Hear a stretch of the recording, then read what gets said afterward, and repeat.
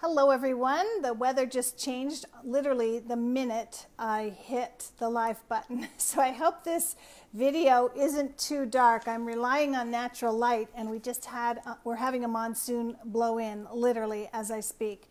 So I apologize if this is too dark. I was relying on the natural light. Today's video is going to be about how do you know what your animal totem is. As I get questions on my animal alchemy page or my animal energy page, I'm starting to answer them in videos, and I want to just share a couple things. Number one, just something to keep note of, is Wednesday, August the 29th at 5 p.m. Pacific, I will be doing a live here, and it's going to be a live open Q&A on anything animal communication, psychic, or healing.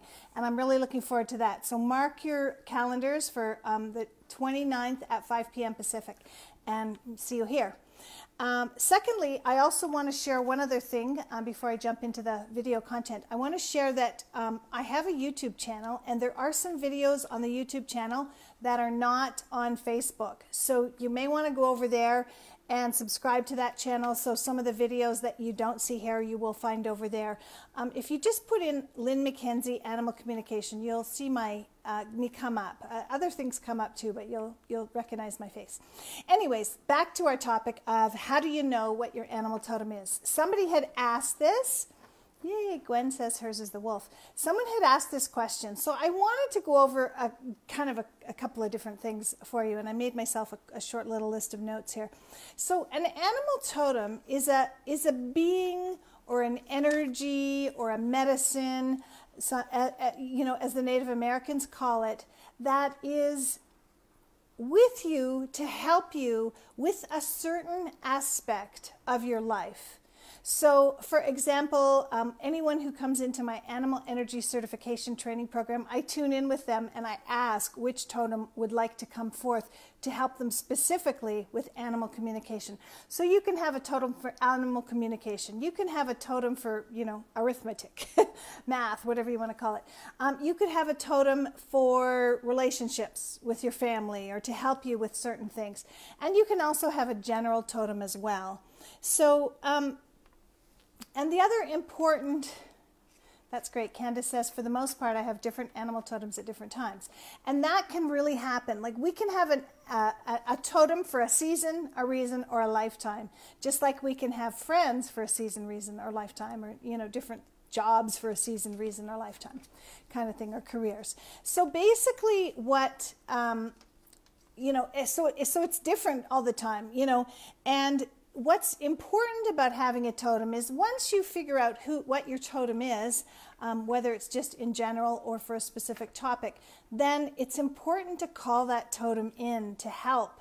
So in my animal energy training, we have, so everyone gets a totem. And when I first took my animal communication program, back in the early 90s, I hadn't even heard of it, and then somebody told me about it, and I was like, that is for me immediately. And I literally tracked the girl down who was Canadian, who happened to be in Arizona at the time, and said, look, I want to be in your next training. And she ended up coming back up to Ontario, Canada, and I took the training with her, and then went on from there with Penelope Smith and different ones. But what I want to share really is that in that first training, I was given the bear totem. And how we did it in that training is our teacher had the medicine cards by Jamie Sams, and I forget the other person's name. That's terrible because I always forget that.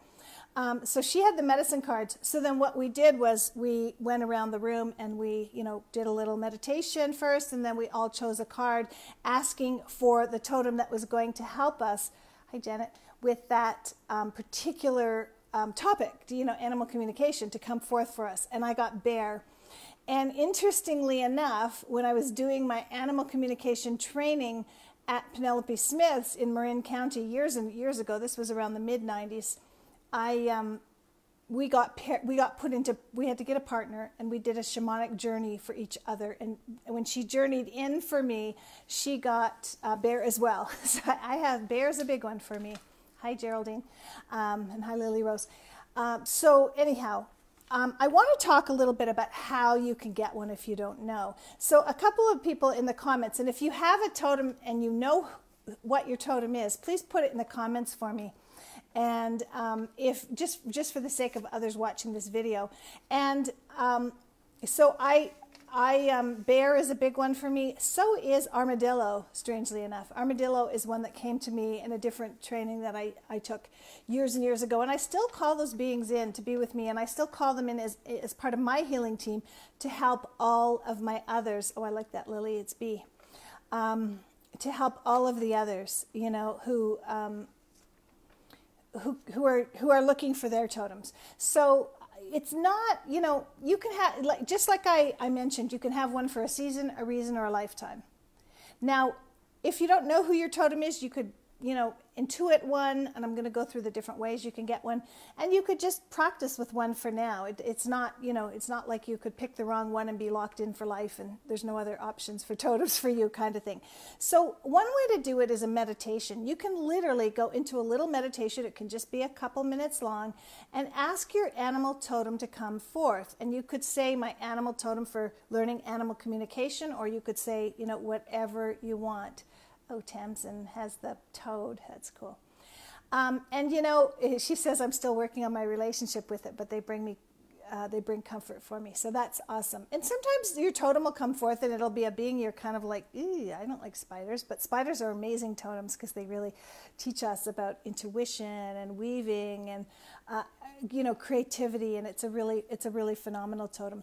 So another way to get your animal totem is a guided meditation where someone's actually guiding you through and, you know, asking you to meet your totem and have your totem come forth. Another way is a shamanic journey. And like I mentioned in one of the trainings I was in, my partner and I, who I, you know, just we were partnered up at the workshop, and we did a totem. We did a shamanic journey for each other's totem, and that's when Bear came up. Bear's, like I said, come up for me a few times. I'm glad they're in the spirit realm and the bear medicine, the bear energy. I don't really want to have a live encounter with a bear. I don't think I'd be too happy about that. You can also just see what keeps showing up for you. You know, like maybe you keep seeing snakes over and over and over again. And then there's something about snake energy for you, even if it's just, you know, for a short time. Maybe you've always known it was the owl, and every time an owl shows up, you really get excited, and you know, you hear owls, and you listen to them, and you look for them, you see them flying in the sky, you know, they wake you up in your sleep, whatever. You collect them, you know, you might have, maybe you've been collecting horses and been horse crazy your whole life. Then there's a good sign that horse is a totem for you, for sure. So it can be just an inner knowing, or it can be an outer, you know, repetition of beings coming your way, you know, to the point where it can't be anything else at this moment. And another way that you can get a totem is you can use, I mentioned, you know, that in some of the trainings I've been a part of years and years ago in the early 90s, we used the medicine cards. I have a deck here, and actually it's kind of interesting because this woman on this deck is holding, I don't know if you can see it, but she's holding a snake right here. This was a handmade bag that I got back in the early 90s or late 80s, and it's all silk, and it's got this woman on it. I love it. I wished I could find the lady who made them. I bought it from someone who knew her, and it was so many years ago. I'd love to get more of them. Anyhow, these are the Animal Wise Tarot, so you can actually just shuffle them up. And you can, you know, you can think to yourself, I'd like to know my totem for animal communication. And as you're shuffling them up, you're just focusing on that. And you can just cut the deck. And I always like to cut it in a pile of 3. And then I'm doing this on my knee, so. And then restack it and pull the top card out. And I get praying mantis in this particular case. And it's upside down, but I'll show it that way. So praying mantis. And in praying mantis is about insight and protection through stillness. And as you know, the praying mantis is very still. You know, praying is kind of a quiet endeavor. So so that's another way you can get your animal totem. Tamzone says, I'm actually afraid of snakes, but they show up a lot. I also find them fascinating. I thought it was odd. I have a totem that scares me, but my dream therapist said that's how spirit gets my attention. So yes, and you know, snakes are pretty amazing. They're all about transformation and like going within, and they're about some really deeper realms. You know, even though they can be scary, I live in an area with lots of rattlesnakes. They can be scary for sure. And they're very powerful. So when you think of this, the power that snakes wield over many people, and you can tap into that power to help you when you're you know, doing psychic, animal communication, or healing endeavors. So that is pretty amazing. Now, something that I've done is I've just created an animal totem series that I'm going to be posting on the Animal Alchemy Facebook page, this page. So we've already posted, I believe, bear, and we've already posted swan, and I think I posted bee as well. So bee, bear, and swan, and there's a lot of them. So I want you to, and this is another way that I've created for you to tap more into who your animal totem might be, and also how you can just learn more about the different animal energies or medicines. The Native Americans called it medicine. I call it energy. So when you connect in with these totem series, this totem series, they're all going to look the same. They're like oracle cards on Facebook. They're all going to look the same for you as far as the you know, the format, as if they were a deck of oracle cards, but they're going to have the different images on them and the different words for those images and the different vibe and feeling. So you can see which one resonates the most with you. You can also you know, share them with your friends. Maybe, you know, watch the series, because we're going to be posting maybe 2 or 3 a week, and we're going to keep posting them, and you guys will get some real energy messages, that kind of thing from them. You know, I know that'll happen. They'll start to speak to you off the page. So so I'm looking forward to that. So please do post your totems, so others can see them. And again, I want to mention that I will be doing a live Q&A here at 5 p.m. Pacific on Wednesday the 29th. So that's a week and 2 days from now. I wonder if you guys can hear the thunder here. It's like a real monsoon blowing in. So I'm glad I have enough light that you could see me, because I'm usually using the outdoor light here. I've got to get myself a proper light. So, so Kathy's saying, I've always wondered what mine is. So Kathy, I really want you to stay tuned to the page and even scroll back through some of the other posts. I think we first posted one about just over a week ago, maybe a week and a half ago. The bee one was the first one we posted. So if you scroll back down through the posts, it's a long way because we post a lot, to the bee one, and on your way there, you'll see the swan, which was posted yesterday, and you'll see the bear, which was posted during the week one day. And then just stay tuned for them, and really just tune in and see what resonates with you.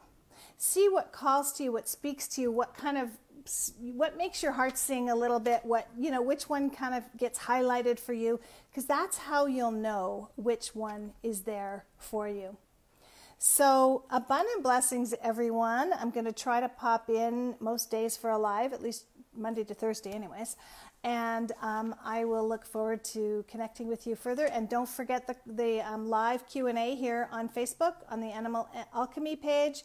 At the 29th, not this Wednesday, but the Wednesday after at 5 p.m. Pacific. And I'm going to be posting about that, and feel free to share it with your friends. I'd like to have a lot of people and some really good questions. So come with your questions, because I'm going to be answering them for all of you. So again, abundant blessings. Thank you so much. I'll send you guys some hearts, and you guys can send me. Janet's asking, please feature great blue heron, Lynn. There are none where I live. I would love to see one. Oh, there's lots where I live too. I'm in Arizona, and there's a creek nearby, and they're around here and at Dead Horse Ranch. It's a terrible name, but Dead Horse Ranch State Park, which is really in the area. There's some there too. So I shall see you guys soon, and I'll look forward to seeing you the rest of this week and also next week on my special live. Bye-bye now.